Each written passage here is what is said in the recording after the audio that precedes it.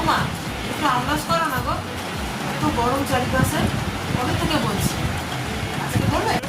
আবার এখন আমরাস, আবারই বাবা কখন আমরাস করবো বলতো? সারাদিন ধরে কাজ করছি, তোর আবার নতুন নতুন বায়না বলে দিলি, ব্যাস করে করি, তারা দাঁড়া আমগুলো দেখি, পাকা পাকা যে আমগুলো হবে সেইগুলো দিয়ে দেবো। ঠিক আছে, দেখছি। এই দেখ, 4টে বড় বড় পাকা আম আছে, ওগুলো নিলাম, নিয়ে দেখ কি সুন্দর হবে এগুলোতে। এগুলো একটু ভালো করে ছিলে নিলাম, চোকাগুলো দিয়ে মিক্সিতে গ্রাইন্ড করতে দিলাম, ভালোভাবে পেস্ট হয়ে গেল। এর সাথে একটু চিনি বা মিশ্রি, আমি তো এখানে মিশ্রি দিয়েছি হেলথ মেনটেনের জন্য, দিয়ে ভালো করে পেস্ট করে একটু ভালো ফ্রেশ ক্রিম আমুলের আছে বলে এটা দিলাম। দেখ সুন্দর লাগবে, আমরস তৈরি হয়ে গেল।